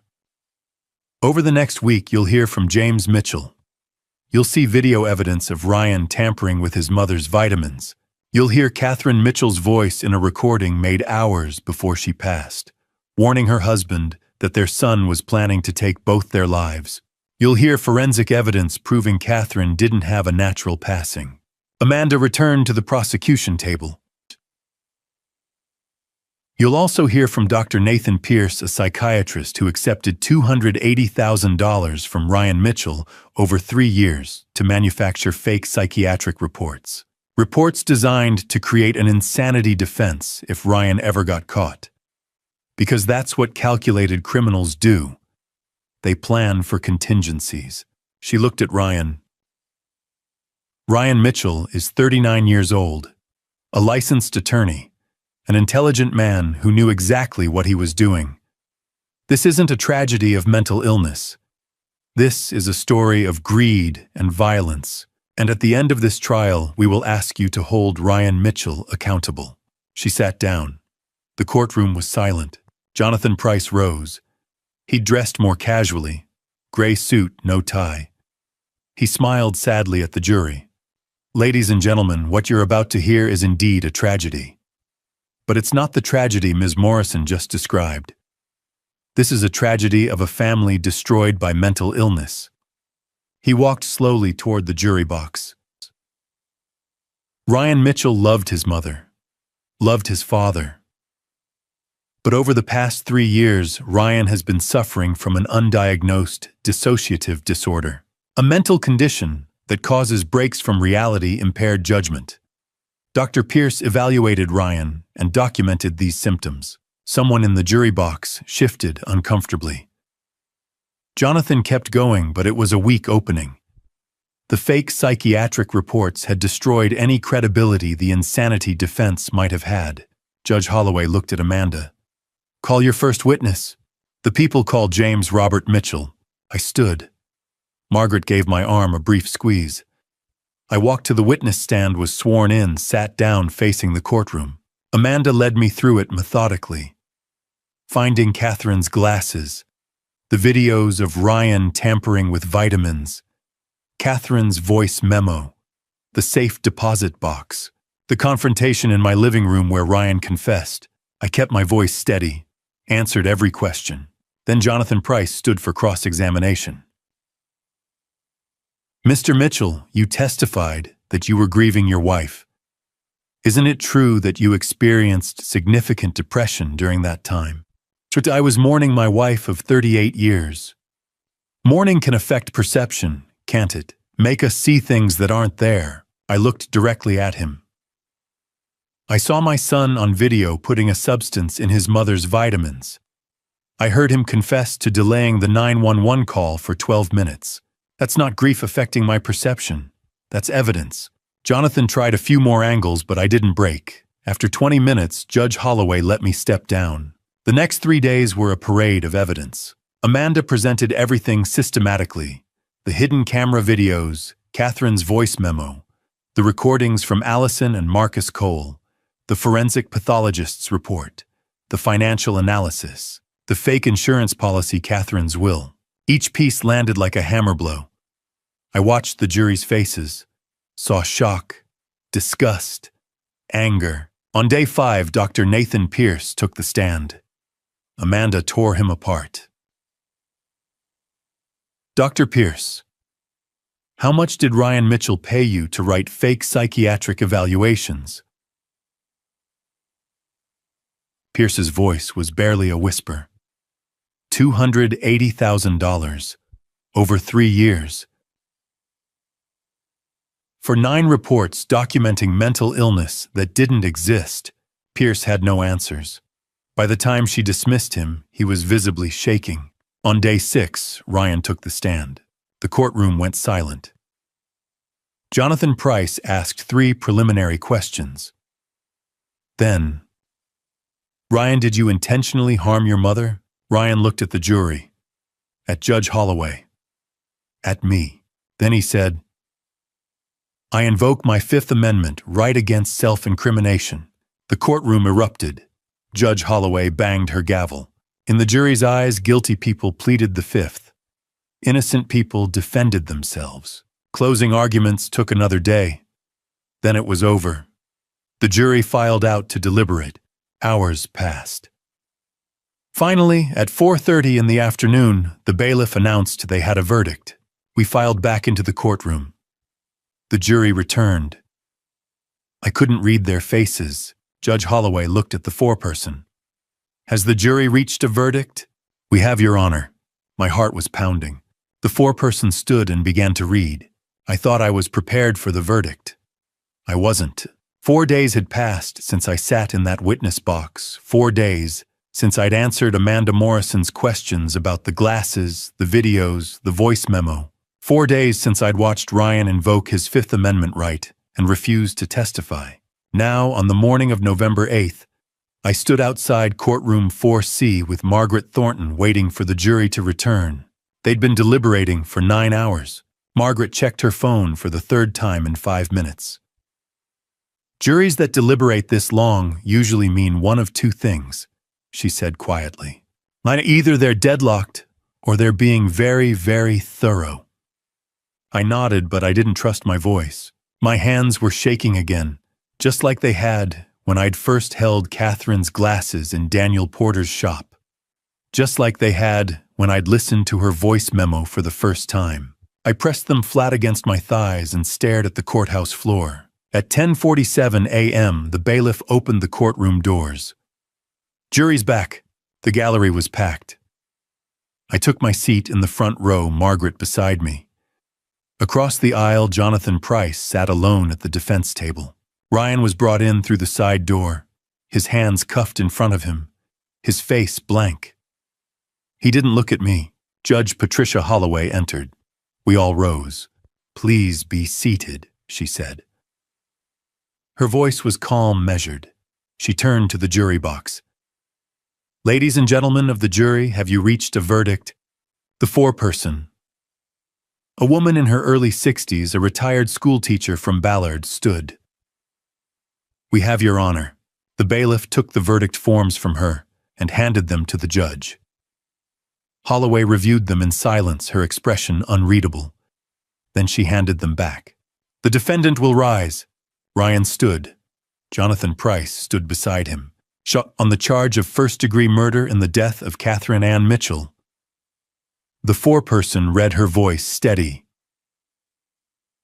We, the jury, find the defendant, Ryan Thomas Mitchell, guilty. The courtroom erupted. Someone behind me gasped. I heard a woman sob.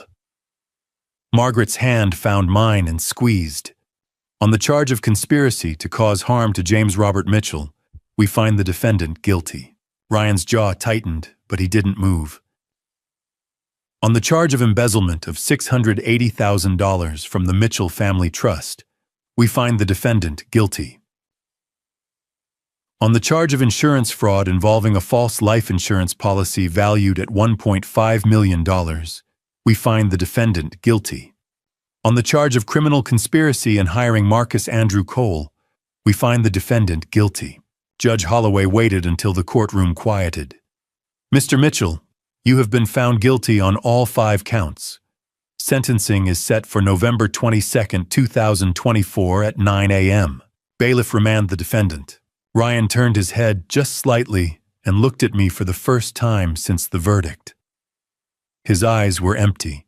Then he was led away. Outside the courthouse, Margaret read a brief statement to the press. I stood beside her, hands in my pockets, squinting against the November sun. Catherine Mitchell spent the final hours of her life gathering evidence to protect her husband and expose a terrible scheme, Margaret said. Today, justice was served not because of the legal system alone, but because she refused to let fear silence her. We honor her courage, and we hope this verdict brings some measure of peace to her family. A reporter called out, Mr. Mitchell, do you have anything to say? I shook my head. Margaret guided me toward her car. The courtroom was quieter this time. No cameras inside, no crowd in the gallery. Just me, Margaret Amanda Morrison, Jonathan Price, and a handful of court staff. Judge Holloway reviewed the pre-sentence report in silence.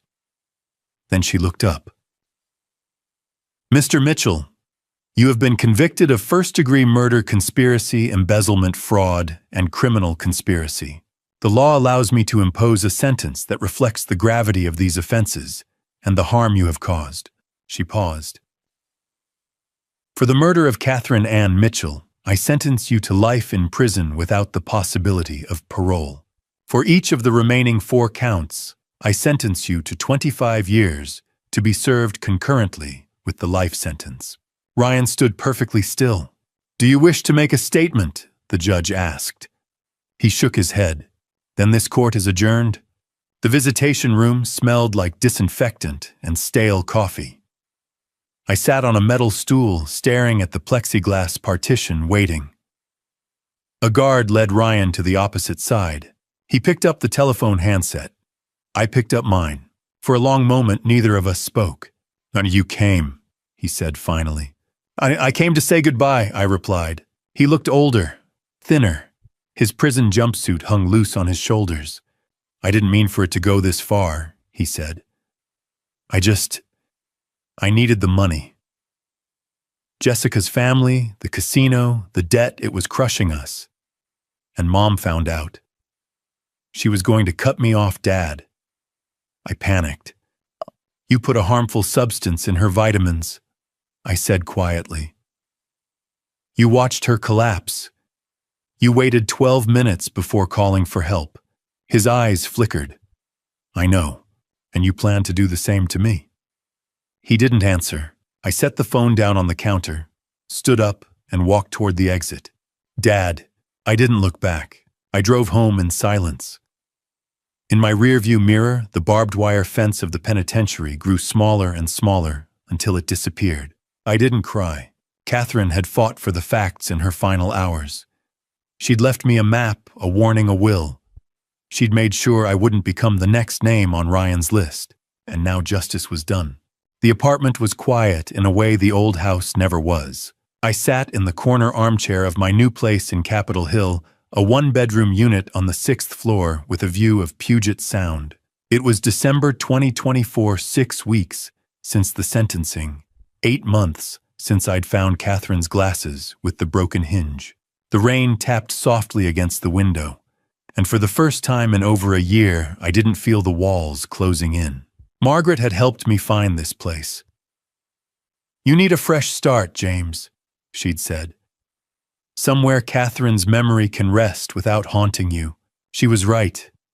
I couldn't live in that house anymore. Not in the kitchen where Catherine had collapsed. Not in the bedroom where we'd shared 38 years of mornings. So I'd packed what mattered: a few photographs, her favorite books, the wooden box, where she kept her gardening gloves. Everything else I donated. The apartment was small, clean, and faced east. Every morning the sun rose over the water, and I made coffee and watched the ferries cross the Sound. It wasn't the life I'd planned, but it was a life I could live. Margaret called me on a Tuesday afternoon in March 2025. "James, I need to tell you something," she said. Her voice was careful, the way it always was when she had bad news. "What is it?" "It's Jessica. She had a severe reaction to medication at Evergreen Rehabilitation Center last week. She's alive, but the doctors say the brain damage is permanent. Short-term memory loss, cognitive impairment. She'll need lifelong medical care." I closed my eyes. I should have felt something: anger, pity, satisfaction. But all I felt was a dull, hollow sadness. "Her family is arranging long-term care," Margaret continued. "They asked if you'd be willing to visit." "No," I said quietly. "Surprise?" She helped him plan it, Margaret. She knew what Ryan was going to do, and she said nothing. I'm not going to sit by her bedside and pretend that didn't happen. Margaret was silent for a moment. "I understand." After we hung up, I stood by the window for a long time watching the rain. Jessica would spend the rest of her life in a fog, unable to remember what she'd done or why. And I would spend the rest of mine trying to forget. On a bright Thursday morning in May, I drove to the offices of Patterson and Marks in Pioneer Square. Helen Patterson, the attorney who'd notarized Catherine's final will, greeted me in the conference room. "Mr. Mitchell," she said warmly, "it's time." She opened a folder and slid a document across the table. "Execution of the last will and testament of Catherine Ann Mitchell." 95% of Catherine's estate, $2. 7 million was transferred to the Family Justice Foundation, a nonprofit that provided free legal aid to elderly victims of financial abuse. The foundation would like to create a new initiative in Catherine's name, Helen said. The Catherine Mitchell Elder Protection Initiative. It will fund legal clinics, emergency intervention, and educational workshops for seniors and their families. I nodded, my throat tight. She would have loved that.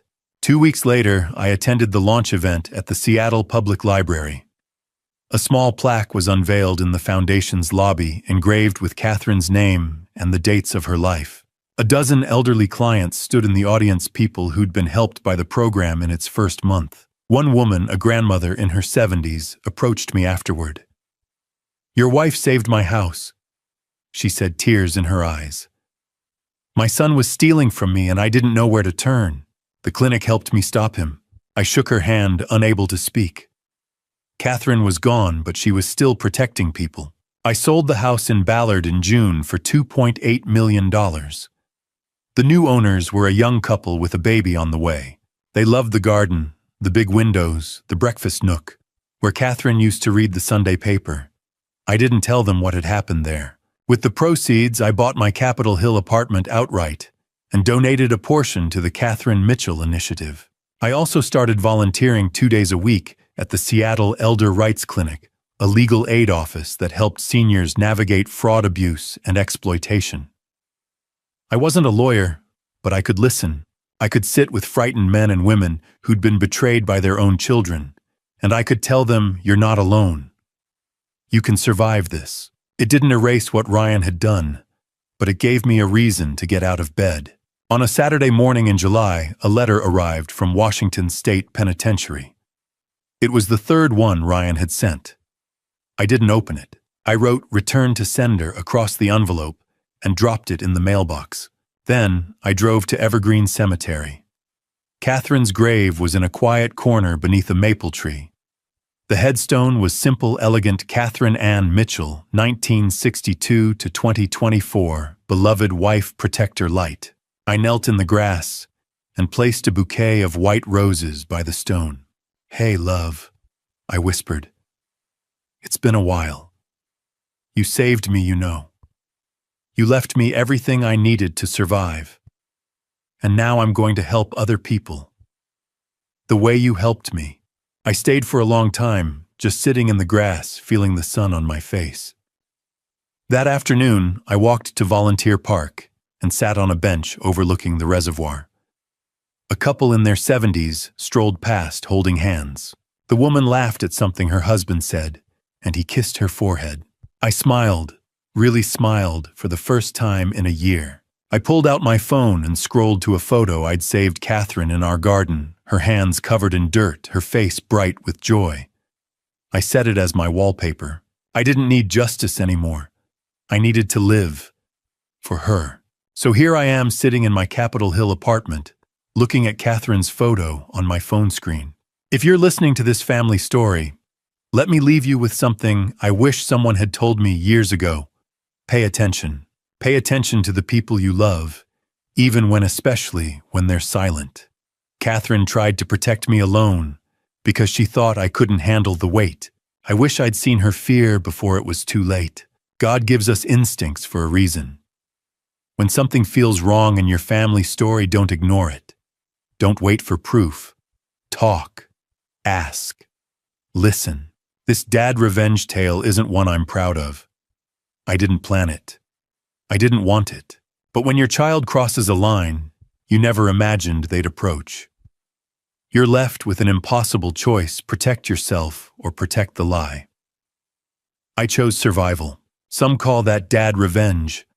I call it staying alive long enough to honor the woman who saved me. Don't become me. Don't let silence poison your home. Don't assume your family story is safe just because everyone's smiling. Ryan smiled at Catherine's funeral while planning my end. Love your children, but keep your eyes open. If this dad revenge journey resonates with you, or if you've faced betrayal in your own family story, share your thoughts below. Subscribe if you want more accounts like this one. Your support means everything. Thank you for walking this difficult path with me to the end. Disclaimer. This narrative contains fictionalized elements created for educational reflection.